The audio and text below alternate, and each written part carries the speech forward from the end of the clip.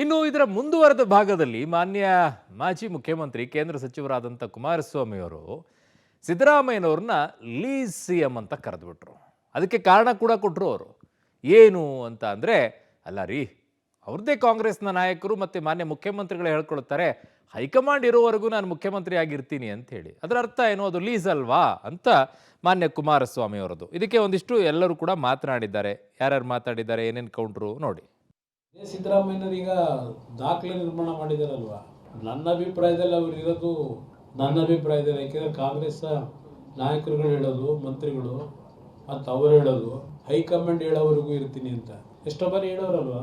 ಬಹುಶಃ ಅವರು ಈ ರಾಜ್ಯದಲ್ಲಿ ಲೀಸ್ಡ್ ಬೇಸ್ನಲ್ಲಿ ಇದ್ದಾರೆ. ಲೀಸ್ಡ್ ಬೇಸ್ಡ್ ಮುಖ್ಯಮಂತ್ರಿ ಅವರು ನನ್ನ ಅಭಿಪ್ರಾಯದಲ್ಲಿ. ಅದು ಬೇರೆ ಒಂದು ಭಾಗ ಇರಲಿ ಅಂತ. ಏನು ದೇವರಾಜ ಅರಸು ದಾಖಲೆ ಅವರು ಸೆಡ್ ಹೊಡೆದಿದ್ರು, ಕಂಟಿನ್ಯೂಸ್ ಆಗಿದ್ರು 7 ವರ್ಷ. ಇಂದಿರಾ ಗಾಂಧಿ ವಿರುದ್ಧ ಸೆಡ್ ಹೊಡೆದು ನಿಂತರು. ಇವರು ಕೇಂದ್ರ ಸರ್ಕಾರದ ಹೈಕಮಾಂಡ್ ಇದೆಯಲ್ಲ, ರಾಹುಲ್ ಗಾಂಧಿ, ಅವ್ರಿಗೆ ಕಾಯ್ತವ್ರು, ನೀವು ಯಾವತ್ತು ನಾನು ಹೋಗ್ತೀರಿ, ಯಾವಾಗ ನಾನು ಹೋಗ್ತೀನಿ ಅಂತೇಳಿ. ನಾನು ಚರ್ಚೆಗೆ ಯಾವತ್ತೂ ರೆಡಿ ಇದ್ದೀವಿ.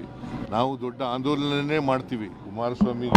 ಕುಮಾರಸ್ವಾಮಿ BJP ಅವರು ಬರೀ ಸುಳ್ಳು ಹೇಳ್ತಾರೆ, ಅವ್ರಿಗೆಲ್ಲ ಉತ್ತರ ಕೊಡ್ತಾ ಕೂತ್ಕೊಳ್ಳೋಕೆ. ನಾನು ಹೇಳ್ತೀನಿ, ಸಿದ್ದರಾಮಯ್ಯವರು ಅತಿ ಹೆಚ್ಚು ನಾನು ದಿನ ಇಲ್ಲಿ ಅತಿ ಹೆಚ್ಚು ಅವಧಿಯಲ್ಲಿ ನಾನು ಮುಖ್ಯಮಂತ್ರಿ, ನಿಮ್ಮ ಅವಧಿಯಲ್ಲಿ ಏನಾಗಿದೆ ಅದನ್ನು ನೋಡ್ಕೊಡ್ರಿ. ದೇವರಾಜ ಅರಸು ಹೋಲಿಕೆ ಮಾಡೋದು. ದೇವರಾಜ ಅರಸು ನಾನು ನೋಡಿದ ಅವ್ರ ರಿಫಾರ್ಮ್ಸ್ ಏನೇನು ಲ್ಯಾಂಡ್ ರಿಫಾರ್ಮ್ಸ್ ಆಕ್ಟ್ ಇರ್ಬೋದು, ಮತ್ತೊಂದು ಸಾಮಾಜಿಕ ವಿಚಾರವಾಗಿ ದೇವರಾಜ ಅರಸು ನಿಮ್ಮ ಆಡಳಿತ ಕಂಪಾರಿಸನ್ ಮಾಡ್ಲಿಕ್ಕೆ ಹೋಗ್ಬೇಡ್ರಿ. ಹೆಚ್ಚು ಅವಧಿ ಅಂತ ನೀವು ತಿಳ್ಕೊಂತೀರಿ. ಶಿವರಾಜ್ ಸಿಂಗ್ 15 ವರ್ಷ ಇದ್ರು ಮುಖ್ಯಮಂತ್ರಿ, ರಮಣ್ ಸಿಂಗ್ 15 ವರ್ಷ ಇದ್ರು ಬಿಜೆಪಿಯಲ್ಲಿ. ಇದು 7 ವರ್ಷ ಆದ್ಮೇಲೆ ಬಹಳ ಅದನ್ನು ಕೊಚ್ಕೊಂಡು ಹೋಗುವಂಥದ್ದು ಇಲ್ಲ. ಆಗಿದೆ, ಜನರ ಮ್ಯಾಂಡೇಟ್ ಇದೆ, ಆಗಿದೆ.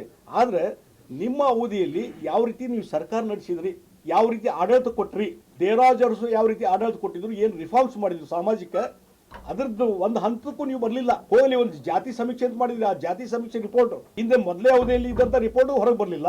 ಈಗ 2ನೇ ಅವಧಿ ಗೊಂದಲ ನಿರ್ಮಾಣ ಆಗಿಬಿಡ್ತು. ಅಂದ್ರೆ ಈ ರೀತಿಯಾದಂಥ ದುರಾಡಳಿತದಿಂದ ಇವತ್ತು ಆಡಳಿತ ವ್ಯವಸ್ಥೆ ಹದಗೆಟ್ಟು ಹೋಗಿದೆ. ಜನಸಾಮಾನ್ಯರು ಇದರಿಂದ ತೊಂದರೆಗೆ ಈಡಾಗಿದ್ದಾರೆ. ಅದು ಸಫರ್ ಆಗ್ತಾ ಇದ್ದಾರೆ.